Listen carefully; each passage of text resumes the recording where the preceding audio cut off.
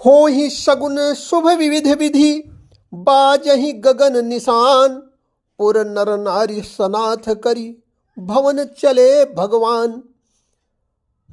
अयोध्या में अपने भव्य राजप्रासाद में प्रभु श्री राम लला के प्रतिष्ठा के 10 दिन पूरे हो चुके हैं और इन 10 दिनों में 10 निष्कर्ष लेकर के आपके सामने मैं प्रस्तुत हूँ। 10 निष्कर्ष क्या हैं? दरअसल पहले दिन यानी प्रतिष्ठा के दिन से ही और आज तक जो 10 प्रमुख बदलाव अयोध्या महसूस कर रही है या अयोध्या के माध्यम से दुनिया महसूस कर रही है उसकी चर्चा करेंगे। तो आइए सबसे पहले बदलाव की चर्चा करते हैं। और वह बदलाव तो ऐसा था जिसकी चर्चा आज थोड़ी सी अप्रासंगिक लग रही, लेकिन बदलाव था तो था। चलिए वह शुरुआत करते हैं और फिर बात करते हैं क्रमशः 10 बदलावों की। 22 जनवरी को अयोध्या श्री राम जन्मभूमि तीर्थ क्षेत्र समिति ने एक ऐसा विश्व रिकॉर्ड बनाया जो न भूतो न भविष्यत कहा जा सकता है। तीर्थ क्षेत्र समिति द्वारा एक बुलावे पर प्रभु श्री राम लला के भव्य राजप्रासाद में प्रभु श्री राम लला के विग्रह की स्थापना के मौके पर इतने वीवीआईपी जुटे जो अयोध्या नहीं, उत्तर प्रदेश नहीं, भारत नहीं, समूची दुनिया में एक साथ एक जगह पर इतने वीवीआईपी की उपस्थिति संभव नहीं है एक साथ। और वह तब जबकि इनको औपचारिक रूप से निमंत्रण भले दे दिया गया था, न तो किसी के लिए कोई फीस दी गई थी, न कोई चंदा दिया गया था, न किसी किस्म का कोई भुगतान किया गया था। सब स्वप्रेरणा से स्वप्रेरित होकर के ही यहाँ आए थे और उसके बाद अपने अपने अंतर्मन में एक नव्य भव्य दिव्य अयोध्या की तस्वीर लेकर के श्री राम लला का आशीर्वाद लेकर अपने स्थान को लौटे। 23 तारीख को जब मंदिर आम श्रद्धालुओं के लिए खोला गया तो आम श्रद्धालुओं के दर्शन के लिए एक जो व्यवस्था बनाई गई थी वो नाकाफ़ी साबित हुई और ऐसा जनसैलाब उमड़ा कि भगदड़ मची, कई घायल हुए और स्वयं राम चरणानुरागी मुख्यमंत्री योगी आदित्यनाथ को लखनऊ से भागकर अयोध्या आना पड़ा और आकर के उन्होंने स्वयं मोर्चा संभाला और व्यवस्था दुरुस्त हुई। अब श्रद्धालु आमतौर पे एक बहुत ही धार्मिक और भक्तिप्रद माहौल में दर्शन कर पा रहे हैं।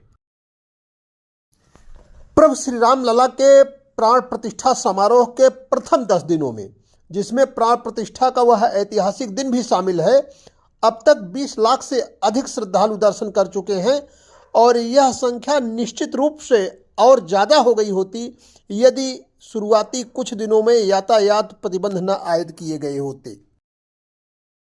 प्राण प्रतिष्ठा समारोह के प्रथम 10 दिनों में ही अब तक इतना चढ़ावा आ चुका है जिससे भगवान श्री राम लला के इस मंदिर ने देश के अन्य धार्मिक संस्थानों को चढ़ावे के मामले में प्रथम 10 दिनों के आकलन के आधार पर पीछे छोड़ दिया है। सोना चांदी एवं अन्य आभूषणों के अतिरिक्त नकद रूप में बात करें तो अब तक 10 करोड़ से अधिक की रकम चढ़ावे में आ चुकी है।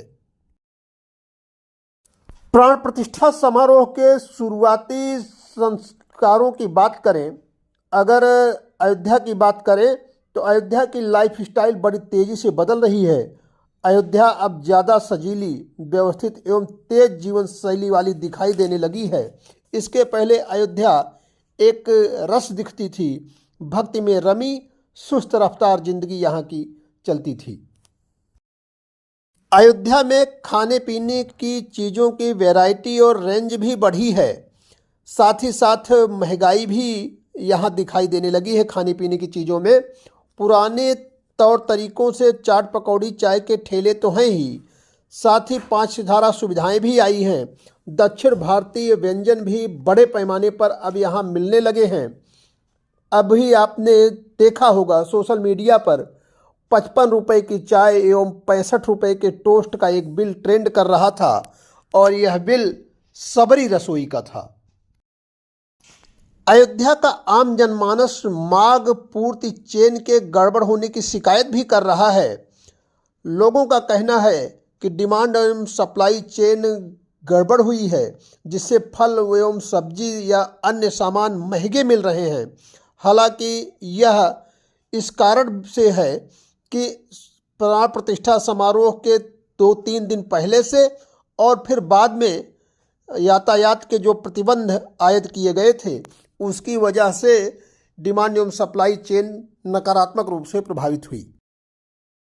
परिवहन व्यवस्था के मामले में अयोध्या अब सुलभ एवं सुचारू रूप से लोगों को उपलब्ध हो रही है।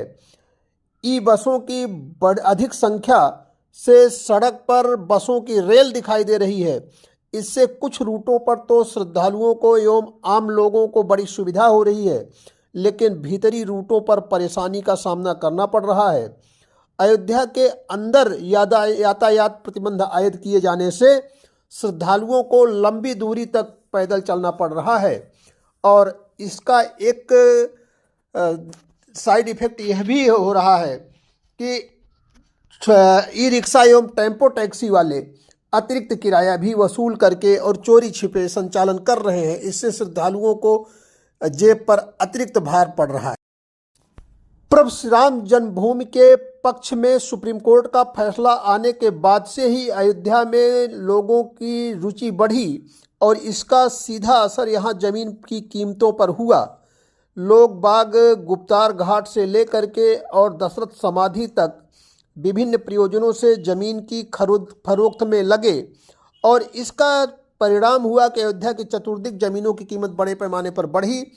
अभिनंदन लोढ़ा ग्रुप एवं अमिताभ बच्चन के जमीन क्रय करने के मामले सोशल मीडिया पर जब आए, उसके बाद से जमीन खरीदने वालों की संख्या बढ़ गई है और जमीन की कीमतों में बेतहाशा वृद्धि हुई है। कहीं कहीं तो जमीन पिछले अगर हम 5 साल के पहले की बात करें, उसकी तुलना में 5 से 8 गुना महंगी हुई है। अयोध्या की आधारिक संरचना विश्व स्तरीय बन गई है। सड़क, बिजली, पानी एवं स्वच्छता के मामले में अयोध्या अब उस तरीके से है जैसे कि महानगर या मेट्रो सिटीज होती हैं और निश्चित रूप से इससे अवधवासी अचंभित और आनंदित हैं। साथ ही साथ अयोध्या को वह गौरव भी अनुभूति हो रही है जिसकी अयोध्या हकदार थी।